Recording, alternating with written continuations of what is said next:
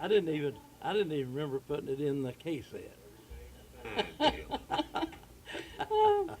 Well, I was going to let Mark use my mic, but he said he thought I had bad breath. I don't know. Me and Pat will hug up to this one right here. We'll be fine.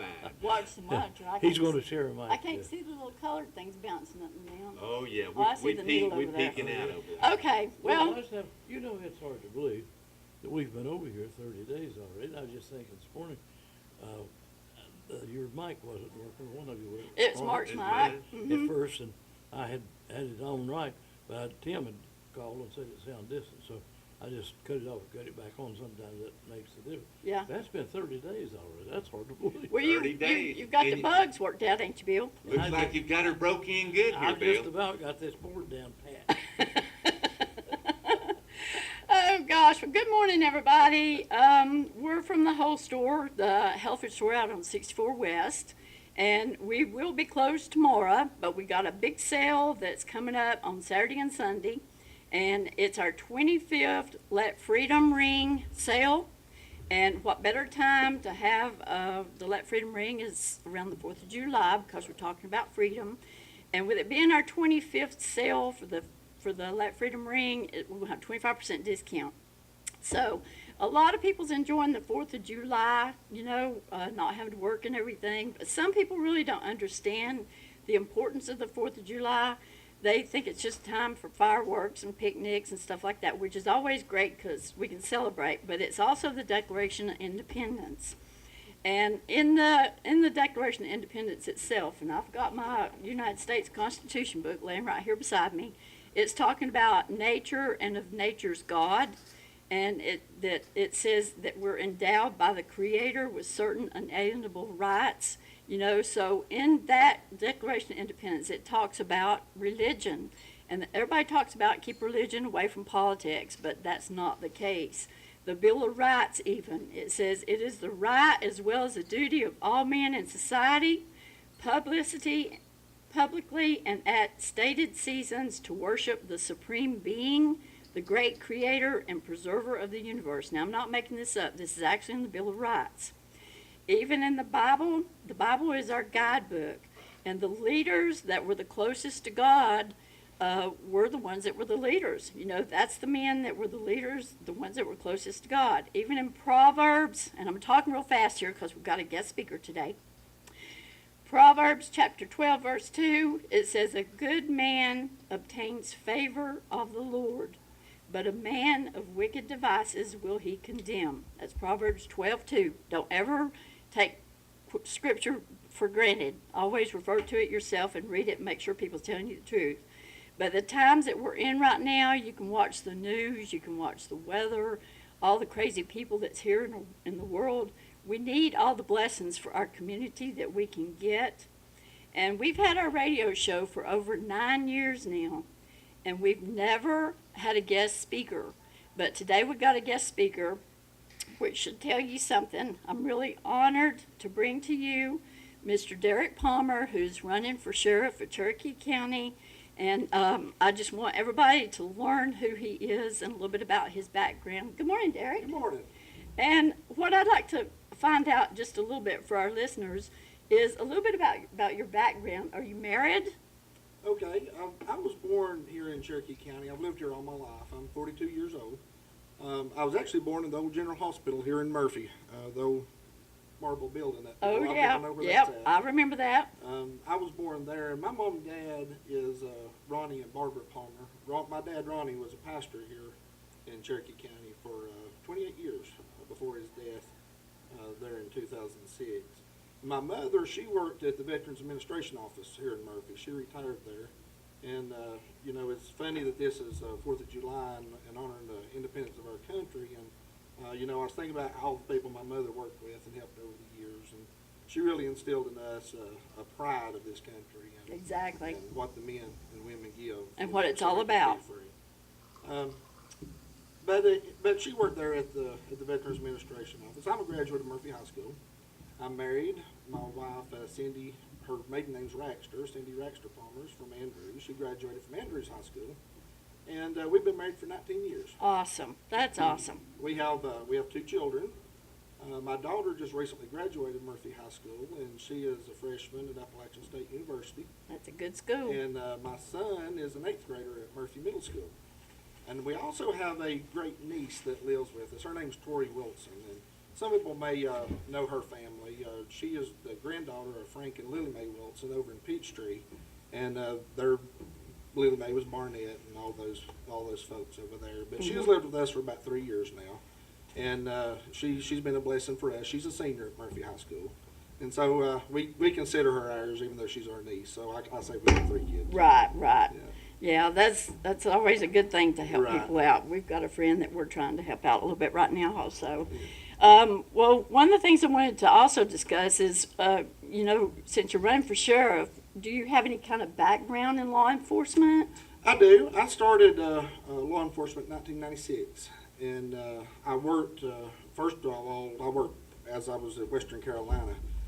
I didn't graduate from Western. I went to school there, but I left early, got married, got a job, when I started providing for my family. Right. Provided for my wife to graduate, so I Right. went out and worked while she graduated. Awesome. And but I started while I was there at Western Carolina. I did work for the campus police there as an internship there with the campus police department, and that was in 92, 93, 94, along in those years there. And I started work at the Cherokee County Sheriff's Office in 1996 under Sheriff Jack Thompson. I remember You Jack. remember Jack? He was Oh, good. Jack. Yeah. Yeah, he's a good man, and he hired me and my wife both actually in 1996. She was a dispatcher at Cherokee County and worked there before she went to work. She now currently works at the Department of Social Services, but before she went to work at DSS, she was a dispatcher at Cherokee County. When I went to work there in 96, I went to work as a bailiff in the courtroom, and went in first day, didn't know anything, didn't know what to do, and Eddie Harden and a couple other, Ray Amos, a couple of the older guys kind of took me under their wing and told me what to say and what to do and that kind of thing. Good folks. Kind of And, guide you along. yeah, I kinda remember guide me along, Ray. and- Yeah. I went there to work as a bailiff, and while I was working as a bailiff, there was no current road positions there as a deputy, so I worked anywhere I could. I worked in the jail, I dispatched, I did anything I could around there to try to get my foot in the door to get a full-time job. Right. And later on, Jack hired me as a full-time patrol officer there, to be on patrol of the night. And just kind of give you a brief history there, I kind of just graduated from patrol officer to a shift sergeant. I was a field training officer. Moving up the ranks. Moving up the ranks. Right. I then was later transferred into being a detective. And at the time, back in the late 90s, I was the only detective for Cherokee County. And I was the only one. I investigated everything from mailbox vandalism to murder. Oh my and everything in gosh. between. Well, you had the So- background. You went through every avenue, so you can kind of respect everybody's Right. job over there. Yeah, Right. I've worked in about every facet of the sheriff's office you can work in. That's great. That's great. That's good experience. It's very good A experience. couple things I'm proud of though is when I went to become a detective there, we developed the first domestic violence unit in Cherokee County. And when we were working in that domestic violence unit, we were the first unit in North Carolina to successfully prosecute a domestic violence case without the victim having to testify. Wow. And so we went through that and learning how to do that and putting all that kind of stuff together. Good. When I was a detective there, like I say, we investigated everything from minor crime all the way to major crime. And later on over the years, they added a couple more people with me. You Right. know, as sheriffs changed and came in, And as more people they came added into more the people- area, more probably. people moving in, Right. kept community growing. Yeah, things you've of that got nature. to pick up your force a little bit more. Right. And, and I will say before we go on with my history that, Cherokee County has changed tremendously since the mid-90s. Oh, yeah, It has yeah. grown by leaps and bounds. It sure has. I remember back where we used to live down next to the Tennessee line down there, if you drove to Murphy, you might see maybe 2 cars. Right. And you drove with your hand up on top of the steering wheel so you could flip that finger up and wave at them. Yeah. Well, You that know, was in the 60s and 70s. because you knew everybody. Well, when we were going on calls in the mid-90s, you about knew who you were going to, what to expect when you got there, how Right. they were going to act. It's a things whole like nother that. ball game now. It's a different situation. Mhm. Now, surely is. Yeah. But going on with my history, after I was detective at the sheriff's office, I was actually promoted on into the drug task force, and I worked as a special agent with the drug task force. We were actually based in Hayesville in Clay County, but we worked for Macon County, Clay County, Cherokee County, and Graham County. and we kind of did drug investigations for the far west, North Carolina counties. That's awesome. We really need some of that here because meth is just really Yeah. overwhelming. And you know, and later on through working there in the drug task force, I was later promoted to the commander of that task force and actually ran that task force for the Wow. far west counties. So, you know, it not only did I work with sheriffs and for sheriffs, but working as a commander, I had to deal with 5 sheriffs at a time. Right. So I learned different sheriff's offices, way different sheriff's offices worked, what didn't work Right. in other offices, you know. And so I had a good foundation there. That's a good of background. seeing, you know, how different offices work and you know, how they operate and that kind of thing. What works and what doesn't. What works and what don't work. Exactly.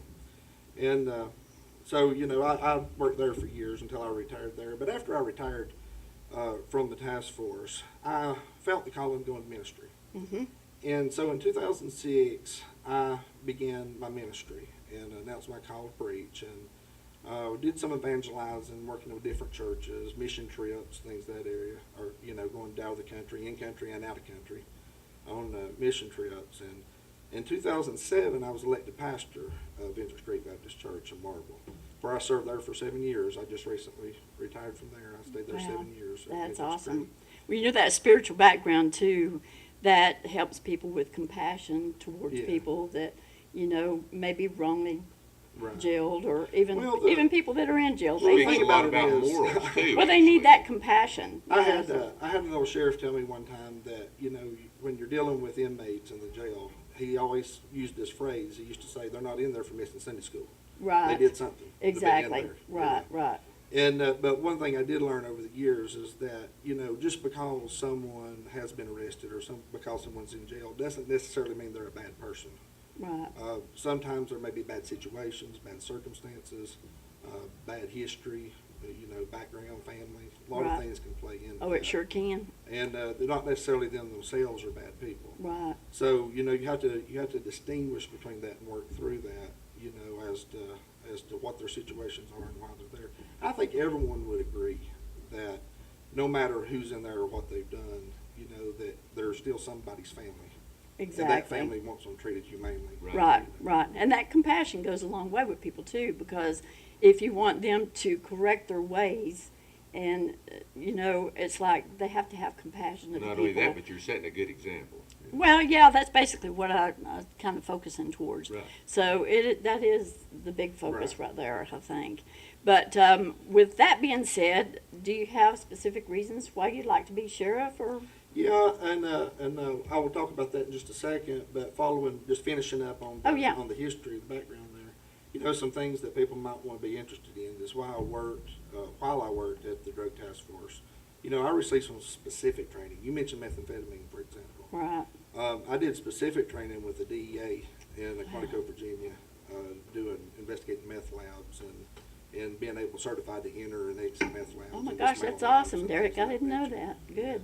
And also while we were up there, we did a 2-week investigative course on how to investigate drugs and how to investigate different methamphetamine situations, and not just meth, but drugs in general. Right. One of the big problems that we have in this area that's been a problem for years from the late 90s that's just now being grown in the public where people understand it is prescription pills. Oh yes. You know, that We see is that a lot at the store. That's a huge problem, you know, in this area.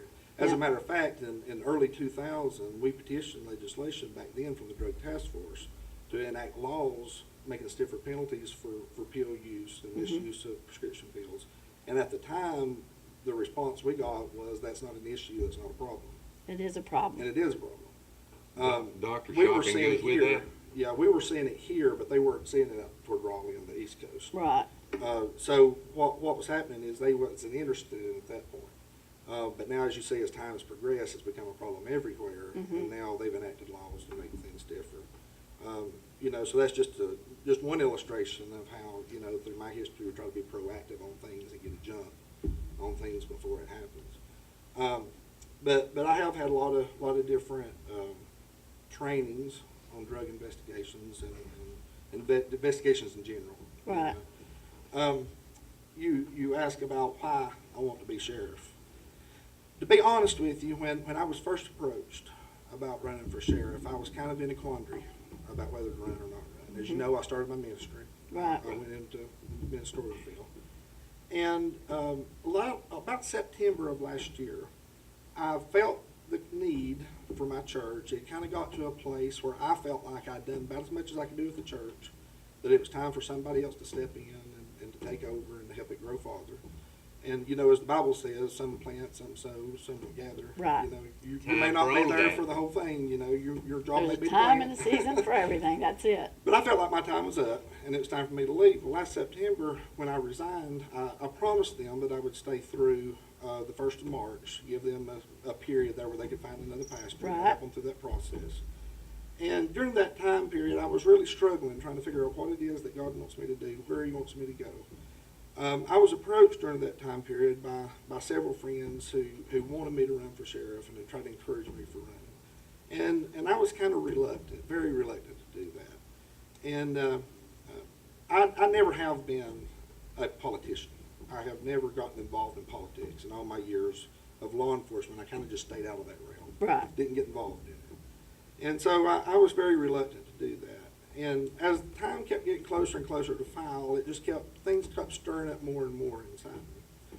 And when it came right before the filing day, I was having lunch with a friend who was a pastor out on the east part of the state. And we were sitting there just talking about things in general. I hadn't even told him that I was considering running. And as we were talking, we had just prayed over our meal. And he looked at me and we started talking about politics.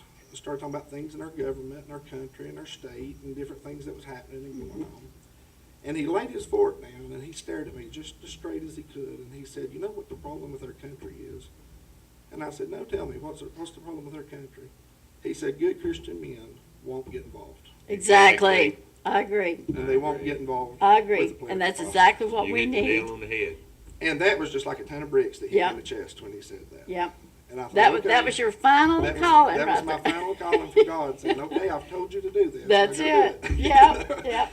And so after that day, my mind was set that this is what God is calling me to do. Of course, I've been praying about it in the meantime. Right. You know, and Send me a message. Send me Yeah. a message. Send me a sign. I'm kind of the I'm person- shaking the tree.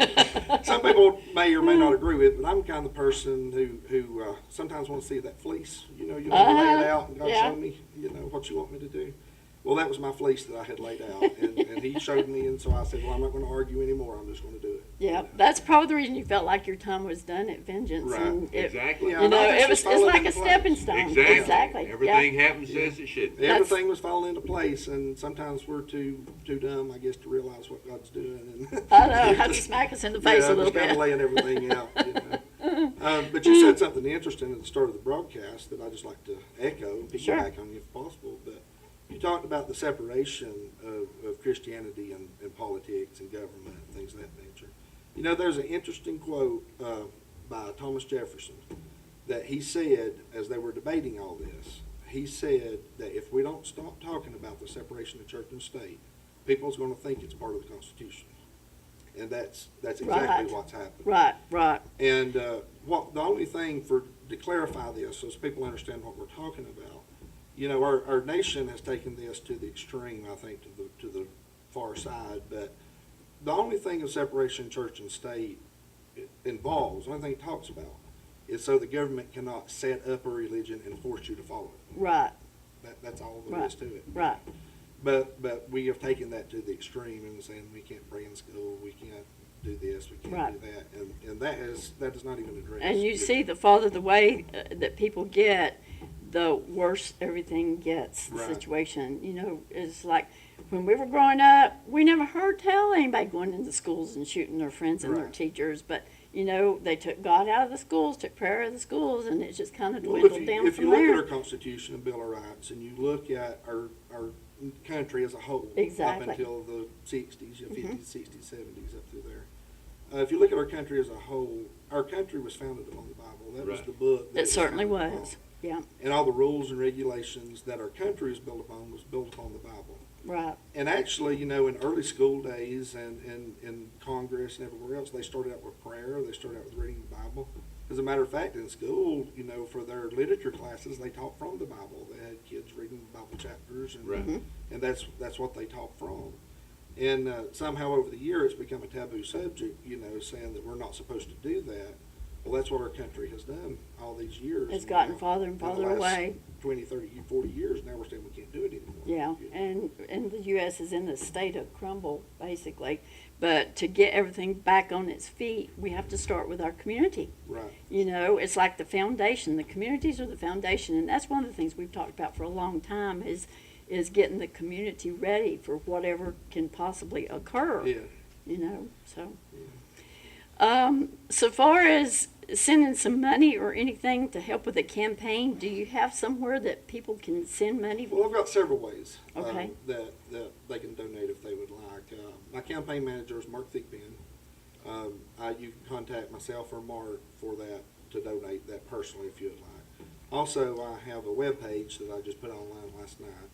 It has a contact portion on that web page that you can go in there with your name and address. What's your web page? It's Palmer with number 4, Sheriff.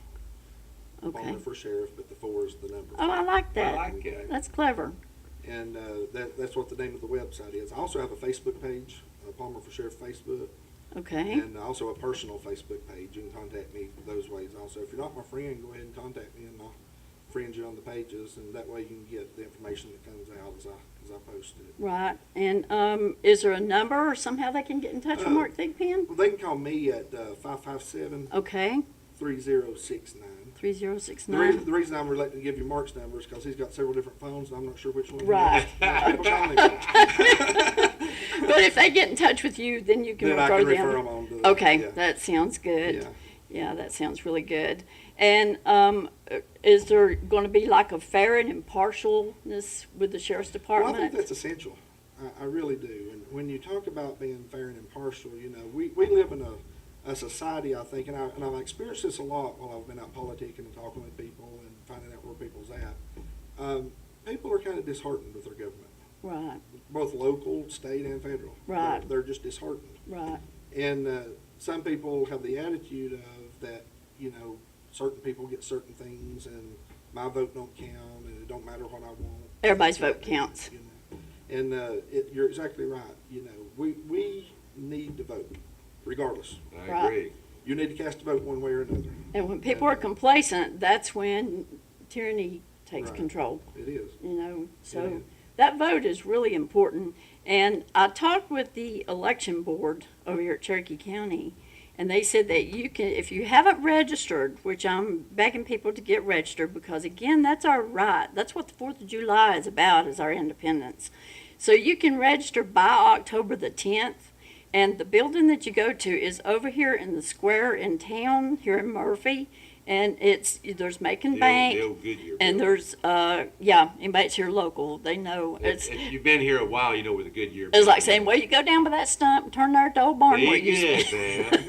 man. You got to pace that mud hole. But Right. it's a social service building, which is the old Goodyear building. If Right. anybody's local, it remembers that. But it's next to King's Pharmacy. And you go in the door, and it's the first room on your left-hand side that you can go in and get registered. And I think you have to have some forms of ID. I can tell my age. WKRK used to be in the top of that building. Oh, yeah? I was on there one time. Oh my gosh.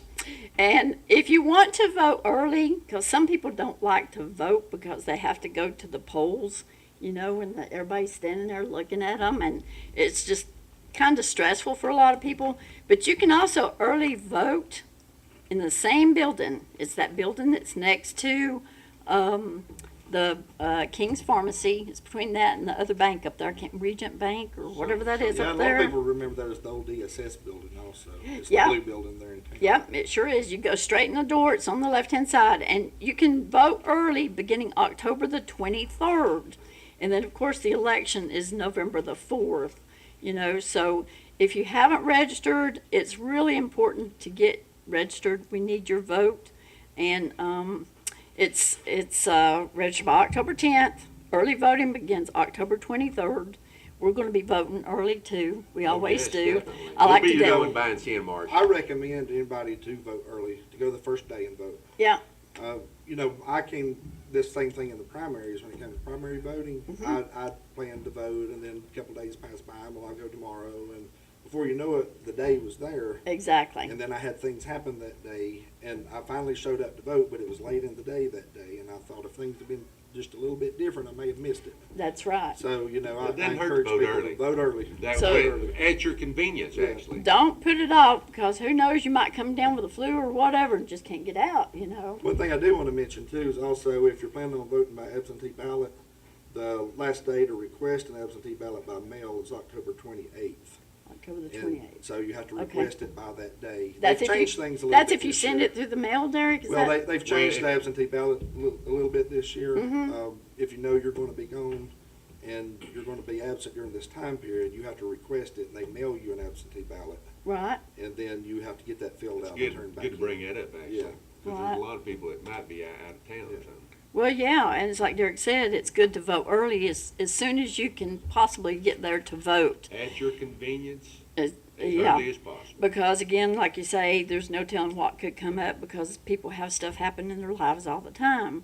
But we've got a TV show. It's on Channel 4, Cable 4, Cable 49, and it's also on local TV, the number 4.com. And it's always the second Tuesday of the month.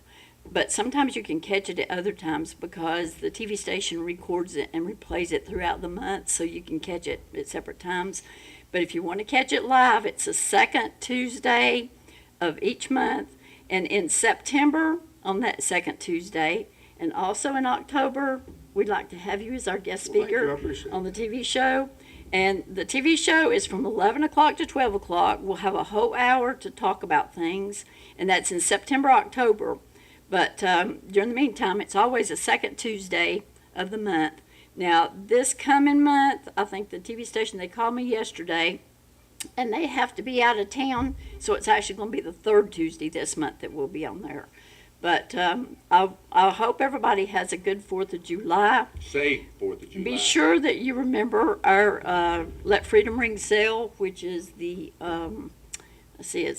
it's Saturday and Sunday, because Friday is the 4th. And we will be closed the 4th. We're only closed about 6 days a year. And you know, that whole story is located 6 miles west of Murphy, the intersection of 19-129. We're open 7 days a week. That's 10 to 6, Saturday and Sundays, 10 to 3:30. You folks come out and see us now. And on Saturday and Sunday, we're open from 10 o'clock to 3:30. It's our 25th. We'll have 25% discount. And be sure you get registered to vote. Election is November the 4th. And I'd like to say to Derrick Palmer, Derrick, you've got our vote. You've got my vote. I appreciate you being here today, and I look forward to our TV shows in September and October. And I thank WKRK for all their good stuff, giving us the opportunity to talk about the Bill of Rights and the Declaration of Independence, and to come out and see us when you get a chance. Bill, I appreciate you. Well, thank a you for lot. the opportunity for letting me come today. Well, you're certainly welcome, Derrick. I appreciate you coming. All right, thank you, Mark and Pat. They are owner-operator of the whole store west of Murphy. They're special guests today. Derrick Palmer, Republican candidate for Sheriff of Cherokee County. And the program is a paid program, paid for by Mark and Pat, owner-operator of the whole store just west of Murphy, North Carolina. From the WK